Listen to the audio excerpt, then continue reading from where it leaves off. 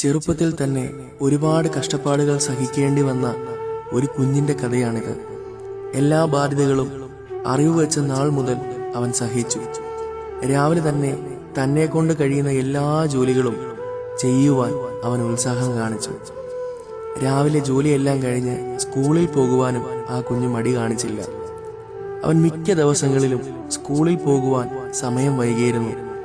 ഒരു ദിവസം സ്കൂളിന്റെ മുൻപിൽ എത്തിയപ്പോഴേക്കും ക്ലാസ്സിൽ കയറുവാനുള്ള ബെല്ലിന്റെ മുഴക്കം അവൻ കേട്ടു. എങ്കിലും അവൻ എത്രയും വേഗം ക്ലാസ്സിലേക്ക് ഓടിപ്പോയി. ക്ലാസ്സിൽ ചെന്നപ്പോഴേക്കും താൻ വളരെ വൈകിപ്പോയി എന്ന സത്യം അവൻ തിരിച്ചറിഞ്ഞു.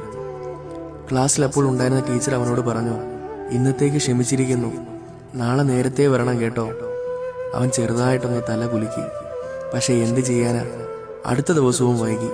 ക്ലാസ്സിലുണ്ടായിരുന്ന ടീച്ചർ അവനെ ക്ലാസ് തീരുന്നത് വരെ എഴുന്നേൽപ്പിച്ചു നിർത്തി. എന്നിട്ട് പറഞ്ഞു, നാളെ ഇതായിരിക്കത്തില്ല, നാളെ നിന്നെ എഴുന്നേൽപ്പിച്ച് നിർത്തുകയും അടിക്കുകയും ചെയ്യും. അവൻ വല്ലാത്തൊരു വിങ്ങലോടെ തല കുലുക്കി. അടുത്ത ദിവസവും സ്കൂളിന്റെ മുൻപിൽ എത്തിയപ്പോഴേക്കും ക്ലാസ്സിൽ കയറുവാനുള്ള ബെല്ലിന്റെ മുഴക്കം താൻ കേട്ടു. അവൻ ആ സ്കൂളിന്റെ മുൻപിൽ നിന്ന് പൊട്ടിക്കരയുവാൻ തുടങ്ങി. പുറകിൽ കൂടെ ഇത് കണ്ട് നടന്നു വന്ന സ്കൂളിന്റെ പ്രിൻസിപ്പാൾ അവന്റെ ദേഹത്ത് തട്ടിയിട്ട് ചോദിച്ചു, എന്തിനാ നീ കരയുന്നത്? അപ്പോൾ അവൻ പറഞ്ഞു, കഴിഞ്ഞ ദിവസം ഞാൻ താമസിച്ചു ക്ലാസ് റൂമിൽ ചെന്നതിന് ടീച്ചർ എന്നെ എഴുന്നേൽപ്പിച്ച് നിർത്തി. ഇന്ന് എന്നെ എഴുന്നേൽപ്പിച്ച് നിർത്തുകയും അടിക്കുകയും ചെയ്യും. ഇത് കേട്ട പ്രിൻസിപ്പാൾ അവനെ കെട്ടിപ്പിടിച്ചു, അവനെ ആശ്വസിപ്പിച്ചു.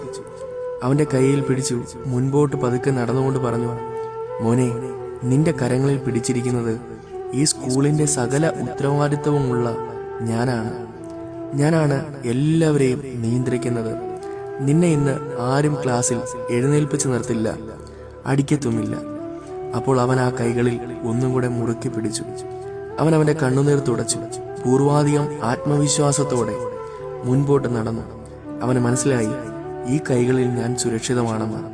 പ്രിയരെ, ജീവിത സാഹചര്യങ്ങൾ കൊണ്ട് എങ്ങും എത്തിപ്പറ്റുവാൻ ചില സമയങ്ങളിൽ നമുക്ക് കഴിയുന്നില്ല. നാം ആഗ്രഹിക്കുന്നതൊക്കെയും നമ്മുടെ കൺമുൻപിൽ ഉണ്ടെങ്കിലും അതിനെ പൂർണ്ണമായിട്ട് നേടുവാൻ നമുക്ക് സാധിക്കുന്നില്ല എന്നൊരു തോന്നൽ നിങ്ങൾക്കുണ്ടോ? എങ്കിൽ മറ്റൊന്നും ചിന്തിക്കാതെ ഈ ലോകത്തെ ഉണ്ടാക്കിയ സർവശക്തനായ ദൈവത്തിന്റെ കരങ്ങളിൽ ഒന്നും കൂടെ മുറുക്കി പിടിക്കാം.